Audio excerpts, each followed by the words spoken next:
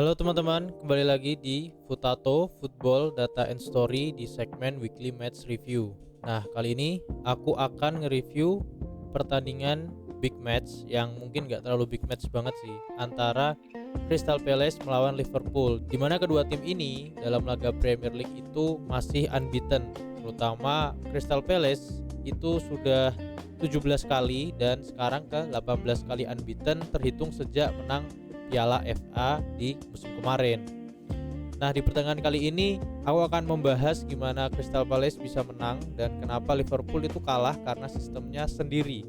Tentunya sharing pengalaman nonton ini adalah opini yang aku sampaikan berdasarkan data dan statistik yang aku ambil dari SofaScore dan FotMob. Kalau gitu kita langsung aja coba bahas bagaimana Crystal Palace bisa mengalahkan Liverpool. Pertama kita coba bahas line up-nya dulu ya. Dari FotMob kita bisa lihat kalau Crystal Palace masih dengan formasi 3-4-2-1-nya.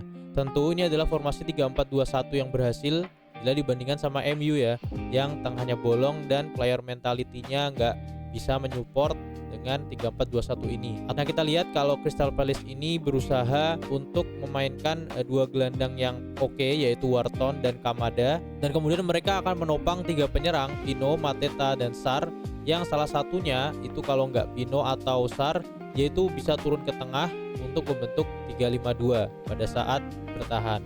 Nah, sedangkan tim tamu yaitu Liverpool menggunakan formasi 4-2-3-1 di mana Szoboszlai akhirnya kembali ke tengah. Double pivot diisi oleh duo Gravenberch dan McAllister yang kita lihat di musim lalu, tapi kelebaran kali ini berbeda, yaitu Salah tetap ada di kanan tapi yang sebelah kiri adalah Wirtz. Wirtz itu biasanya kan dia main di tengah, yang saat ini ada di posisi winger kiri. Sedangkan posisi striker diisi oleh Alexander Isak. Walaupun 4-2-3-1 tapi ada beberapa tactical shape yang akan merubah formasi Liverpool dalam menghadapi Crystal Palace. Nah, untuk tahu lebih lanjutnya kita langsung aja masuk ke timeline. Nah, di babak pertama, Liverpool itu datang ke Selhurst Park dengan kontrol penuh sejak awal. Mereka berusaha untuk mendominasi possession dan Arne Slot menggunakan sebuah formasi yang kalau aku lihat ini namanya adalah box midfield. Jadi mereka berusaha untuk menguasai lini tengah dengan memainkan 4 midfielder bersamaan, yaitu Szoboszlai, Gravenberch, McAllister, dan Wirtz. Nah, pada saat menyerang 4-2-3-1 ini akan sedikit berubah ke formasi 4-4-2 diamond, di mana Wirtz akan mengisi ke half space kiri, Salah akan masuk juga agak ke tengah, tapi dia masih sering sih melebar keluar. Jadi kalau kita tumbuhkan ke depan dua formasi ini melawan 3-4-2-1-nya Palace, maka akan terlihat bahwa box midfield itu sedang terbentuk di bagian tengah, di mana Gravenberch, McAllister, Wirtz, dan Szoboszlai akan berusaha untuk fluid di tengah. Pada saat build up, McAllister akan cenderung turun ke bawah bersama Van Dijk dan Konate membentuk 3 back yang mungkin gak sejajar ya. Jadi McAllister ini lebih sebagai half back. Kemudian Gravenberch akan mengisi tengah sebagai single pivot, di mana Szoboszlai juga akan naik turun dari tengah ke depan. Sedangkan Kerkez akan naik lebih dari full back untuk mengisi posisi yang ditinggalkan Wirtz yang lebih masuk ke area half space. Sehingga flank di kanan dan kiri akan terjadi duel 1 lawan 1. Salah itu sering ke tengah tapi masih juga untuk melebar ke kanan. Nah, di fase build up ini lebih kelihatan seperti 3-5-2 asimetris. Nanti kalau sudah sampai depan akan berubah, di mana McAllister, Gravenberch, dan Szoboszlai akan membentuk 5 di tengah, sedangkan Wirtz akan berusaha untuk tetap di half space sehingga Isak bisa tetap di tengah dan Salah agak melebar sehingga terbentuk shape 2-5-3 pada saat menyerang atau mengurung Crystal Palace. Nah, perubahan dan rotasi posisi ini tuh terjadi ya karena pergerakan Wirtz yang roaming tadi, dan justru itu yang menurutku membuat celah saat transisi negatif Liverpool, di mana Liverpool kehilangan bola dan akan mudah di counter. Pergerakan Maka dan Kerkez itu juga bisa dilihat ya, kalau mereka itu sering turun atau sering berotasi dilihat dari heatmap yang aku ambil dari SofaScore ini. Sedangkan Crystal Palace merespon dengan bermain yang lebih reaktif dan menahan di mid block. Mereka menggunakan 3-4-2-1 yang sesekali diubah menjadi 3-5-2, di mana Pino akan mencoba untuk turun ke tengah sehingga pada saat pressing Mateta dan Sarr akan berada di depan. Kuncinya adalah mencoba compact defense di tengah, merebut bola, tackle, dan berusaha untuk menang duel 1 lawan 1 antara Munoz melawan Kerkez atau Mitchell melawan Bradley, yang kemudian bola itu akan diteruskan dari tengah menuju Mateta dan Sar yang sudah siap untuk mengcounter.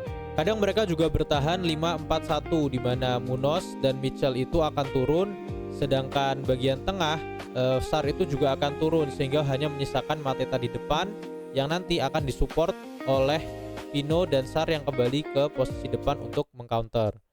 Dengan cara bermain Palace yang mengandalkan compact defense to counter, Palace kemudian unggul lebih dulu di menit ke-9. Prosesnya berawal dari Liverpool menyerang dengan bentuk 2-5-3, sementara Palace bertahan dengan 5-4-1. Kalau kita lihat 2-5-3 Liverpool melawan 5-4-1-nya Palace, sebenarnya ada celah di tengah, di bagian sebelah kiri atau kanan, karena Kamada itu bisa kelihatan bebas sehingga Mitchell itu bisa menang 1 lawan 1 dengan Bradley, sehingga bola bisa langsung diarahkan ke Mitchell untuk melakukan counter yang disupport oleh Mateta. Karena kan kalau kita lihat satu orang menjaga satu pemain, nah sedangkan si Kamada itu harusnya kan dia dijaga sama Konate, tapi Konate berusaha untuk menjaga rest defense bersama Van Dijk, jadi dia tidak bisa maju ke depan. Nah celah inilah yang dimanfaatkan oleh Palace untuk menyerang dari sisi sebelah kiri untuk gol pertama. Kayaknya memang diekspos di sisi kanan Liverpool dibandingkan dengan Kerkez ya, yang atribut bertahannya jauh lebih bagus dibandingkan dengan Bradley. Celah ini kemudian dimanfaatkan untuk counter dan menghasilkan sepak pojok. Palace kemudian mencetak gol dari set piece yang merupakan salah satu kelemahan Liverpool. Palace unggul 1-0 di 10 menit pertama. Nah nggak lama dari itu, di menit ke-10, Konate itu kehilangan bola di lini belakang, memicu counter berbahaya yang untungnya masih bisa diselamatkan oleh Alisson. Pertandingan sempat terhenti ya sekitar 5 menit karena ada fans yang butuh bantuan medis di tribun. Setelah dilanjutkan, Palace itu masih menciptakan peluang berbahaya. Berawal dari menit ke-22, dari sayap kiri, cutback ke tengah dan shot yang dilakukan oleh Munoz memaksa Alisson untuk melakukan save. Lalu semenit berselang, ia kembali lagi melakukan penyelamatan ketiga dari shot yang dilakukan Mateta. Selama 30 menit lamanya, kalau kita lihat di chart momentum juga lebih tinggi untuk Palace. Liverpool praktis bermain jelek. Rotasi formasi tak terkontrol seperti 4-2-3-1 untuk menyerang dengan 4-4-2 diamond hingga 3-5-2, dan pada saat mengurung 2-5-3 justru menciptakan celah yang besar terutama di sisi kiri dan kanan Liverpool untuk counter attack yang dimanfaatkan Palace.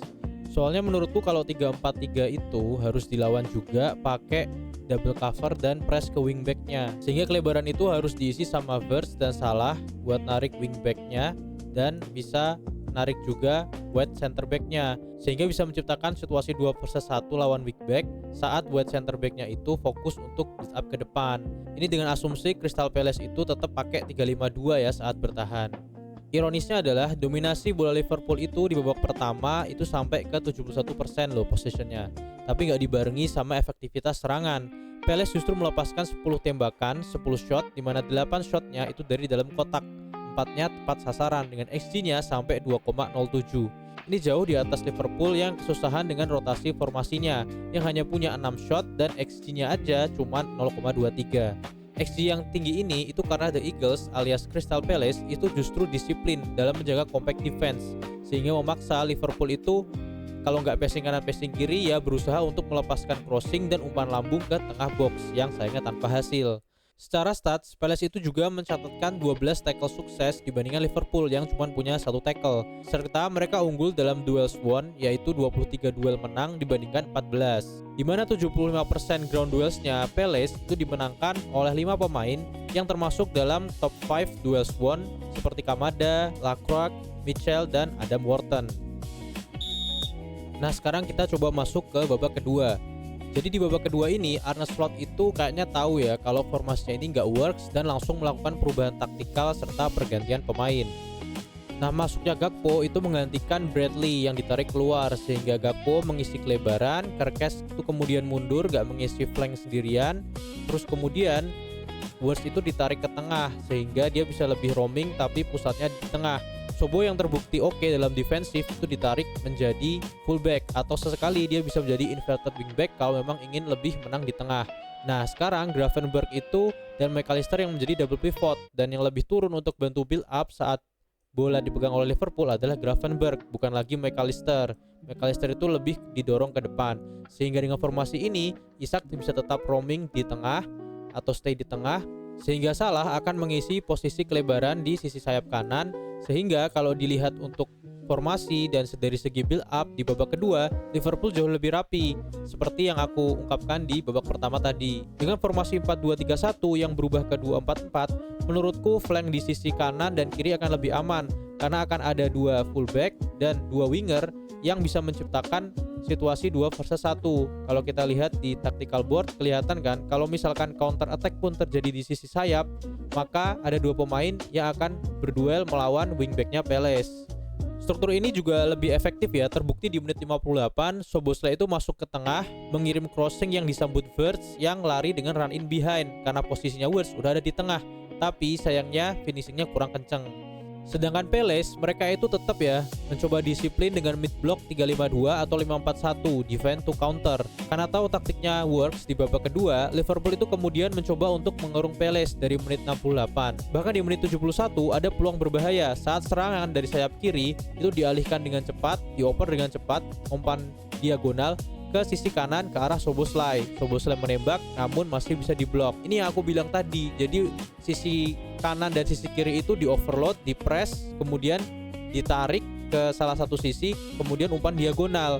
Nah, ini akan menciptakan serangan yang lebih efektif daripada 2-5-3 di mana Wirtz masuk ke half space, ada 2 striker Salah dan Isak. Itu menurutku jauh lebih berantakan untuk rotasinya. Kemudian Slot itu memasukkan Frimpong dan Chiesa di menit 74, menarik keluar Konate dan Wirtz yang menyebabkan Gravenberch mundur untuk jadi back bersama Van Dijk. Sementara Szoboszlai dan Chiesa akan justru lebih ke tengah menjadi double IMF. Di menit 76 juga peluang itu kembali tercipta, tapi tendangan Szoboszlai malah dideflect sama Salah yang kemudian melambung di atas mistar gawang. Di menit 84, Isak itu diganti sama Anggumoha. Gakpo menjadi striker dan 2 menit kemudian skema serangan sama pun terulang. Serangan ditarik dari sayap kanan, kemudian Chiesa yang ada di tengah diberikan umpan cutback, tapi sayangnya tendangannya masih melebar. Kelihatannya dari statistik ini Liverpool berusaha untuk memperbaiki kelemahan mereka agar tidak sering ke counter dengan taktikal tadi yang menambah kelebaran di sayap, dan mereka lebih sering untuk memenangkan duel, terbukti dari 31 duel yang menang dibandingkan Palace yang cuma 25.